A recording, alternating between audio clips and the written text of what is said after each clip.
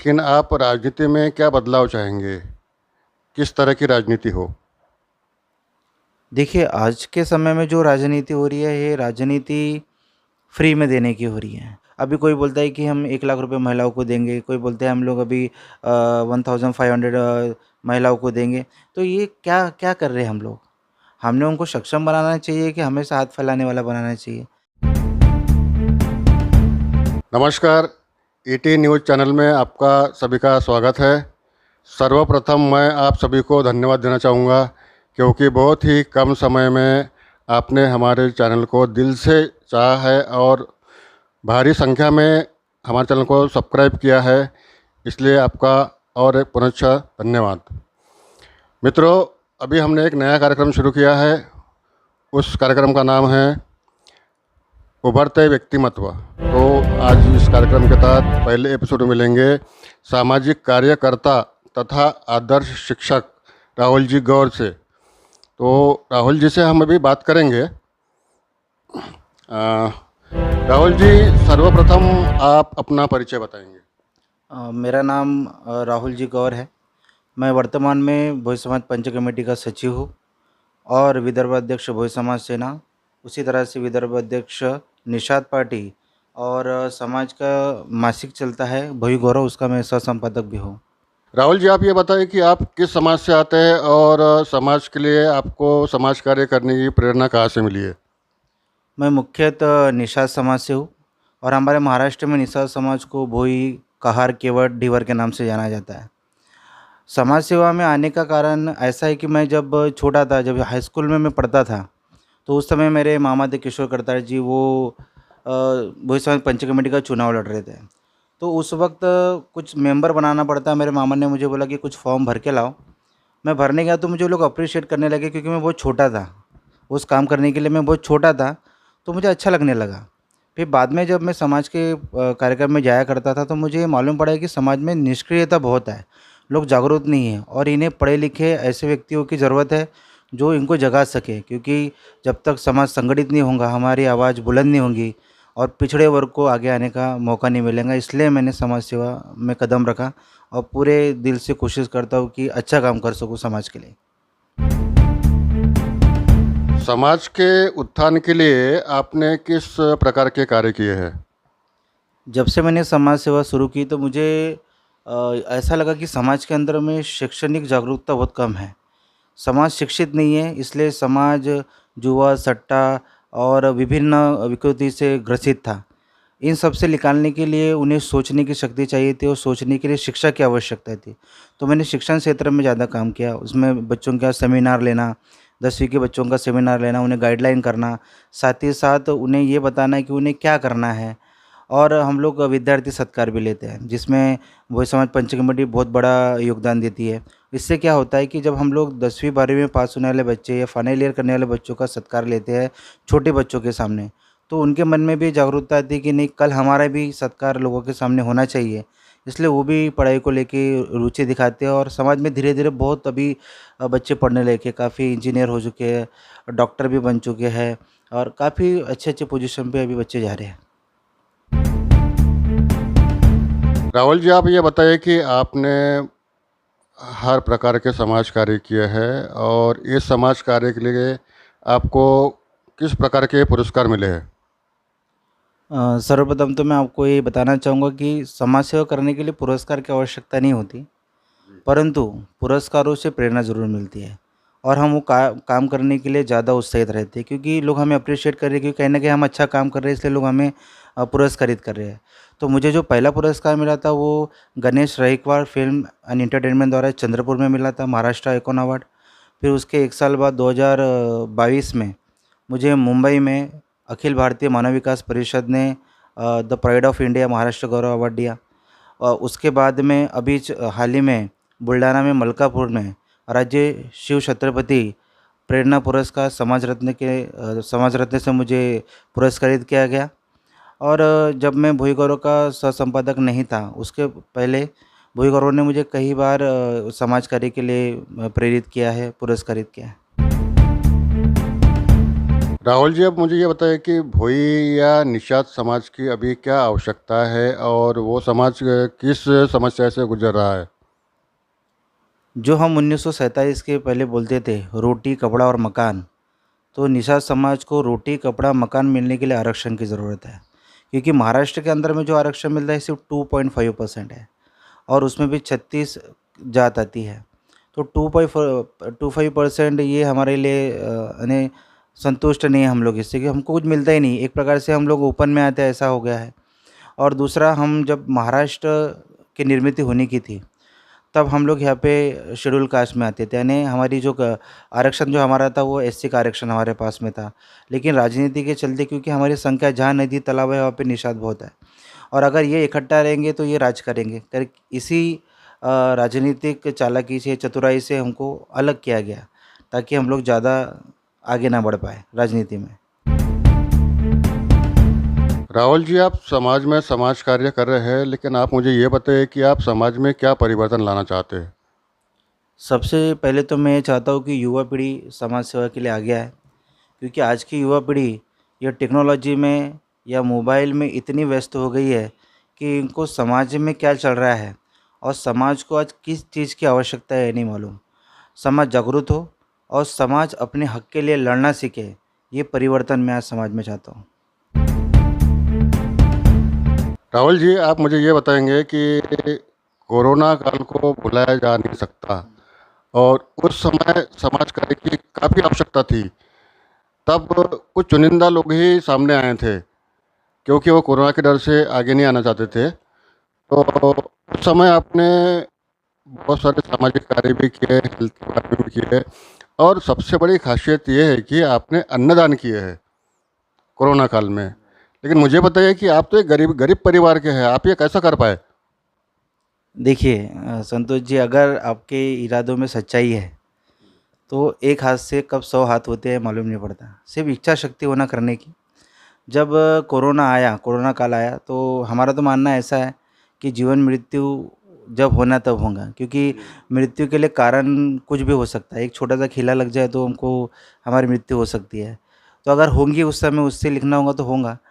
लेकिन जब हमने ये देखा कि हमारी जो समाज जो है मुख्य करके, वो बहुत गरीब है, और ऐसे समाज में अन्नदान, क्योंकि उस समय में अर्निंग कुछ भी नहीं थी, कमाई लोगों की कुछ भी नहीं थी, और 2 वक़्त का खाना भी मुश्किल था। तो फिर हमने विचार किया कि हम अन्नदान क्यों ना करें। तो मैं आपको बता दूँ कि इसकी शुरुआत मेरे ही घर से हुई। मेरी मम्मी ने मुझे साथ दी, उमा गौर जी ने, एंड मेरी माँ है, उनका नाम है। उनने मुझे हेल्प की। फिर मेरे धर्मपत्नी साथ देने के लिए आई। जो हम लोग अनाज लाते थे उसकी पैकिंग करना, ये सब वो लोग करते थे। फिर ये देख के मेरी बड़ी बहन जो बैंक ऑफ इंडिया में कार्यरत है, उनने हाथ बढ़ाया। तो फिर मेरे मामा है किशोर करतार जी, जिनकी वजह आज मैं समाज सेवा में हूँ, उनने हाथ बढ़ाया। बहुत से लोग धीरे-धीरे जुड़ते गए। कुछ नाम मैं विशेष करके इसलिए लूँगा क्योंकि कोरोना काल बहुत भयंकर काल था, और इन लोगों का नाम अगर मेरे इस इंटरव्यू में छूट जाएगा तो मुझे थोड़ा-सा खंत होगा। मेरे बड़े भाई है राजेश गौर, उनका भी यानी रिलेशन में ऐसे बड़े भाई लगते, दोस्तान जैसे, तो उनका मुझे बहुत हाथ-भार रहा। सीताराम जी गौर जो मछली व्यापारी है, उनका मुझे बहुत हाथ-भार रहा।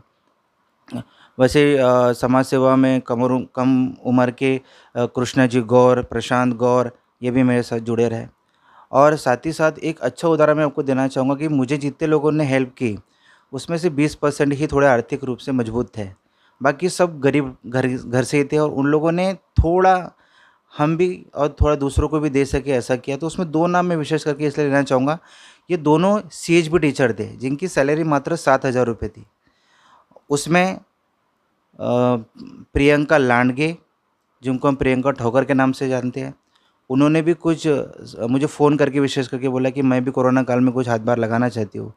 और वैसे ही हमारे साथ जो पढ़ाती है शिक्षिका, मीनल अमित पोटे, इन्होंने भी अपना योगदान देने की इच्छा ज़ाहिर की। यानी 7,000 सैलरी वाला भी जब चाहे, मैं इसलिए बोल रहा हूँ कि इच्छा है तो कुछ भी कर सकते हैं, और नहीं है तो कुछ नहीं कर सकते। ऐसे लोगों का हाथ मेरे साथ था, इसलिए मैं इतना बड़ा काम कर पाया। राहुल जी, मुझे बताइए कि आप सामाजिक कार्य कर रहे हैं, लेकिन आप एक उसके साथ-साथ में आप एक शिक्षक भी हैं। लेकिन शिक्षक होते हुए आप कब पढ़ाते हैं और कब सामाजिक कार्य करते हैं, तो इसके बारे में आप क्या बताना चाहेंगे? देखिए, मैं फिर से एक बात बोलूँगा आपको कि जो समय का सदुपयोग करना जानता है और जिसके मन में इच्छा शक्ति है, वो कुछ भी कर सकता है। और मैं जब पढ़ता था उस समय मैं कमज़ोर था। तो मुझे ऐसा लगता था कि मुझे कोई हेल्प करे, कुछ मुझे कोई मुझे समझे, मेरे लिए कोई सामने आए। तो ये चीज़ मेरे ज़हन में थी, इसलिए मैं दोनों काम करने में मैं इच्छा रखता हूँ कि अच्छा पढ़ाऊँ भी और अच्छा समाज कार्य भी करूँ।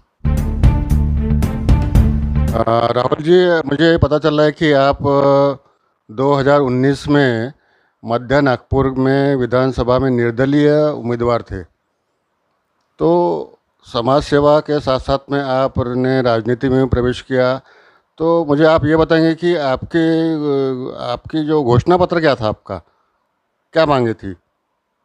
मेरा जो घोषणा पत्र था उसमें विशेष करके मेरा जो ध्यान था वो मेरे समाज पे था। मैं चुनाव में उतरा इसके कारण ऐसे थे कि मेरे समाजों की माँगें पूरी नहीं हो रही थी और मैं चाहता था कि ये मुद्दे शासन तक जाए। इसलिए मेरा घोषणा पत्र वो भी विधानसभा का फॉर्म भरने के बाद ही ये लोग पढ़ेंगे। तो उसमें समाज भवन की माँग, बच्चों के लिए पढ़ाई के लिए वसति गृह में रहने के वसति गृह बनाने की माँग, समाज को राजकीय आरक्षण मिले ये माँग, और समाज में या किसी भी समाज का बच्चा हो, इस देश के बच्चों को, इस राज्य के बच्चों को फ्री ऑफ कॉस्ट में शिक्षा मिले, ये मेरा घोषणा पत्र था। तो ये बताइए कि आपने निर्दलीय चुनाव तो लड़ा, लेकिन आप राजनीति में क्या बदलाव चाहेंगे? किस तरह की राजनीति हो? देखिए, आज के समय में जो राजनीति हो रही है, ये राजनीति फ्री में देने की हो रही है। यानी जहाँ हमने सक्षम बनाना चाहिए, वहाँ हम उनको और कमज़ोर कर रहे हैं। जनता को हम कमज़ोर करने का काम कर रहे हैं। जो आज की राजनीति है, मुफ़्त में दो और राज करो। इससे जनता की जो सोच है, उनको ऐसा लगने लग गया है कि अगर हम लोग दोनों जो भी पक्ष है, अगर उन लोग को हम डरा पाए, तो हमको कुछ ना कुछ फ्री देंगे। लेकिन जनता इतना सोच नहीं पाती क्योंकि भारत के अंदर शिक्षा का अभाव है। और मैं चाहता हूँ कि शिक्षित आगे आए, बगैर किसी प्रकार का फ्री दिए बगैर लोगों को शिक्षा क्षेत्र में मजबूत करें और रोज़गार की निर्मिति करें। मैं एक शिक्षक हूँ, मैं और आज इंटरव्यू में मैं विशेष करके बोलना चाहूँगा कि भारत की अगर जनसंख्या 140 करोड़ है और लोग चाहते हैं कि सरकारी नौकरी मिले, मिलना भी चाहिए क्योंकि सरकार का काम है। लेकिन आप ये भी सोचो कि अगर 140 करोड़ जो घर है, वह अगर सरकारी नौकरी सही में सबको मिल गई या 2 जन को भी मिल गई, 2 व्यक्ति को भी मिल गई, तो आज के समय में जो आर्थिक व्यवस्था चल रही है, ये पूरी उद्ध्वस्त हो जाएँगी। क्योंकि ना ही कोई रोड बनाने के काम करेगा, ना ही कोई बिल्डिंग बनाने के काम करेगा, और जो आप आज गैरेज देखते हो, रिपेयरिंग सेंटर देखते हो, सारे बंद रहेंगे, पूरे देश के व्यवस्था खराब हो जाएँगी। और अभी तो मुझे बताइए कि आपका ये कहना है कि शिक्षित युवकों ने राजनीति में आना चाहिए? बिल्कुल आना चाहिए। शिक्षा से इंसान सोचता है और सोचने वाला व्यक्ति गलत कदम उठाने से 100 बार सोचता है कि करना क्या है। जैसे मैंने आपको बताया कि अभी कोई बोलता है कि हम 1 लाख रुपए महिलाओं को देंगे, कोई बोलते हैं हम लोग अभी 1500 महिलाओं को देंगे।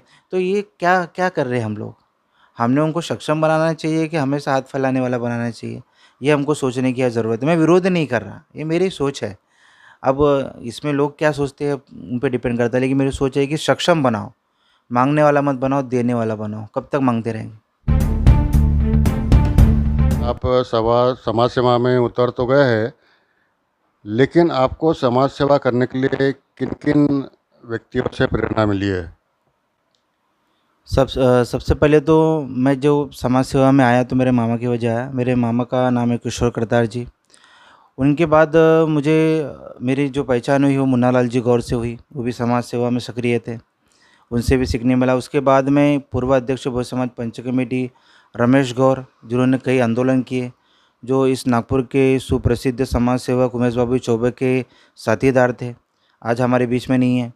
उसी तरह से हमारे यहाँ पे गवर्नमेंट वकील यानी अभी उन्होंने हाई कोर्ट में प्रैक्टिस की, राजेश जी नायक।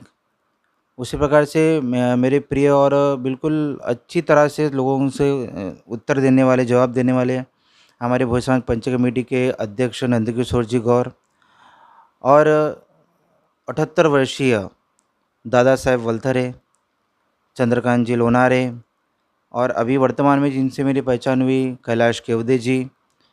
और मुख्य करके मुझे ऐसा लगता है कि प्रेरित होने के लिए हम चाहे तो बच्चे से भी प्रेरित हो सकते हैं। तो कई लोग ऐसे हैं जिनको देख के ही हमको प्रेरणा मिलती है। तो एक नाम मैं लेना चाहूँगा क्योंकि हम महिलाओं का नाम मैंने नहीं लिया। वैसे हमारे यहाँ पे अभी बहुत सी महिला सामने आने लगी है, जिसमें संगीता बत्तो जी भी अभी हमारे लिए काम करती है, अच्छा काम करती है। उसमें एक नाम और है, वो नाम है कला नायक जी। इसलिए नाम विशेष करके ले रहा हूँ क्योंकि इनके जब पति बेड पे थे, तब भी ये भोई समाज पंच कमेटी में कार्य कर रहे थे। और इनको देख के और भी महिलाएं सामने आती है, और इनको देख के अभी के समय में मेरी बड़ी सिस्टर भी समाज सेवा में इंटरेस्ट लेने लगी। उनका नाम है सीमा गौर। और बहुत बस इतने लोग तो अभी फ़िलहाल है, कुछ छूट गए होंगे तो मैं माफ़ी चाहता हूँ। और विशेष एक नाम लूँगा जिन्होंने मुझे भोई समाज पंच कमेटी में मुझे आने के लिए प्रेरणा दी थी, जिनको हम एडवोकेट बोलते हैं। उनका नाम है अनिल गौर। उन्होंने प्रेरणा दी थी, इसलिए मैं भोई समाज पंच कमेटी में इतना काम कर पाया। धन्यवाद। सामाजिक कार्य भी आपने किए हैं, राजनीति में आए, आप लेखक भी हैं और विद्यार्थियों को आप प्रेरणा भी देते हैं। तो आप ये बताइए कि आने वाली पीढ़ी को, ये विद्यार्थियों को या युवकों को आप क्या संदेश देना चाहेंगे? मेरा संदेश तो युवकों के लिए केवल यही है कि वो ये एक चीज़ याद रखें कि इस दुनिया में सिर्फ दो ही व्यक्ति ऐसे हैं जो उनको आगे बढ़ते देखना चाहते हैं। एक उनके माता पिता और दूसरे उनके शिक्षक। आप आगे बढ़ो, अपने माता पिता की सुनो, अपने शिक्षकों की सुनो, अपने समाज के लिए, अपने घर के लिए, अपने राज्य के लिए, अपने देश के लिए कुछ करने की ठानो और वास्तविक जीवन में जीना सीखें। टेक्नोलॉजी हमने बनाई है, हमको टेक्नोलॉजी ने नहीं बनाया। तो टेक्नोलॉजी पे हमारा कंट्रोल होना चाहिए, ना कि वो टेक्नोलॉजी हम हमारे माइंड पे कंट्रोल करे।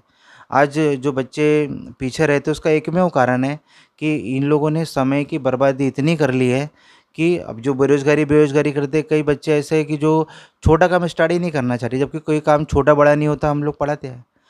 शुरुआत पहली सीढ़ी से होती है। जैसे-जैसे एज बढ़ती है, अनुभव बढ़ता है, वैसे-वैसे अर्निंग भी बढ़ती है। ये साधारण सी अगर बात युवक समझ ले तो शायद देश की बेरोज़गारी भी कम हो जाए। जी। हर कोई चाहता है कि समाज ने हमारे लिए क्या किया है, देश ने हमारे लिए क्या किया है। लेकिन राहुल जी का ये कहना है कि हमने समाज के लिए क्या किया है, हमने समाज को क्या दिया है, देश को क्या दिया है। हम जब तक कुछ करेंगे नहीं, तब तक इस समाज का, इस देश का विकास नहीं हो सकता है। राहुल गौर जी ने आज खुले मन से, खुली तरह से बातचीत की है। धन्यवाद राहुल जी।